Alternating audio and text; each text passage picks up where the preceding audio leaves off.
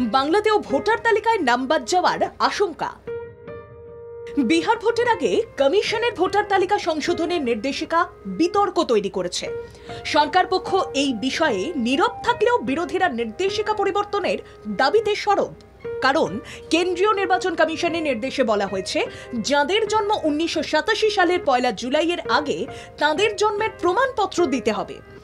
2024-এ যারা ভোট দিয়েছেন তাদেরও ছাড় নেই। 1987 থেকে 2004-এর মধ্যে যারা জন্মেছেন তাদের নিজেদের এবং বাবা মায়ের মধ্যে যে কোনো একজনের জন্মের প্রমাণপত্র দিতে হবে।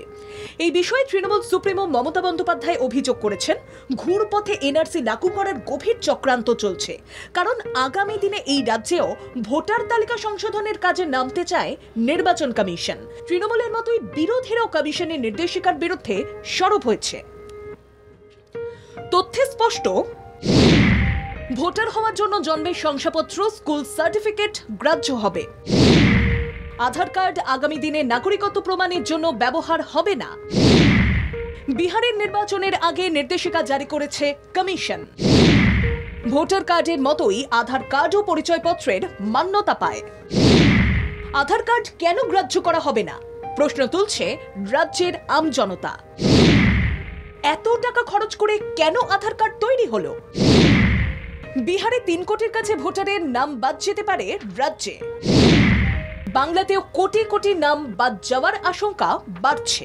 নাগরিকদের মনের কথাই বাংলা জাগোর সামনে তুলে ধরছেন প্রবীণ মানুষরা। এগুলো করা হলো যখন মানুষ কত আগ্রহ দিয়ে করলো, এখন বলছে এগুলো বাদ, তারপরে আবার বলবো আবার বাদ। এখন স্কুলের সার্টিফিকেট, যারা স্কুলে পড়েনি তারা কোথায় যাবে?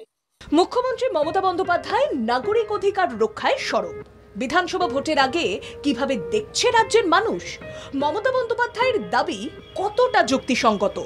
প্রায় ভোটার লিস্ট থেকে, সামনে ইলেকশনে ভোটার লিস্ট থেকে প্রায় 3 কোটি মানুষের নাম বাদ যাবে।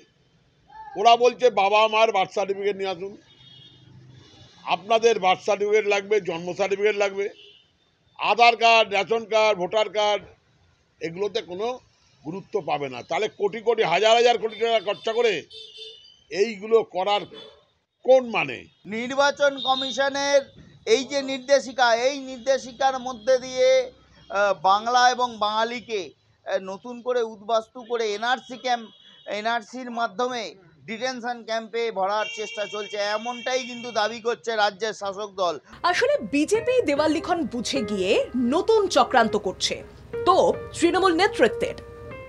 প্রায় 3 কোটি মানুষকে ভোটাধিকার আটকে দেওয়া হচ্ছে, কারণ বিহারের দেয়াল লিখনটা বুঝে গেছে বিজেপি ক্ষমতায় আসবে না, এবং সেই সব মানুষকে প্রায় 3 কোটি ভোট থেকে বিতাড়িত করে তাদেরকে এনআরসি ক্যাম্পে দেবে।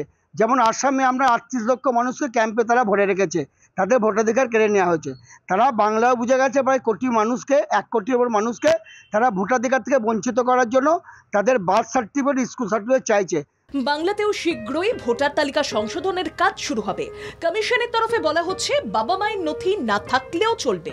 স্থানীয় পর্যায়ে তদন্ত করে যাচাই করা হবে নাগরিকত্বের বিষয়টি। কমিশনের এই সিদ্ধান্ত আশঙ্কা কাটাচ্ছে না।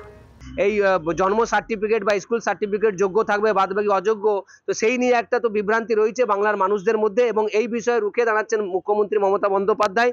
এনারাও তাই চাইছেন কি এটা না হওয়া উচিত ছিল, কারণ এর আগে বহু মানুষ কিন্তু আধার কার্ড তারা বহু টাকা খরচা করে তারা করেছেন, এবং একটা সময় এমনও ঘোষণা হয়েছিল কি আধার কার্ডটাই সব থেকে গুরুত্বপূর্ণ কাগজপত্র বলে জানা গিয়েছিল। সেই জায়গা থেকে হঠাৎ করে এরকম একটা সিদ্ধান্ত, এই নিয়ে একটা সরগরম রয়েছে গোটা বাংলা জুড়ে। কৈলাস বিশ্বাস, কল্যাণ বিশ্বাস, পিন্টু প্যাটেল ও রাকেশ চক্রবর্তীর রিপোর্ট, বাংলা জাগো।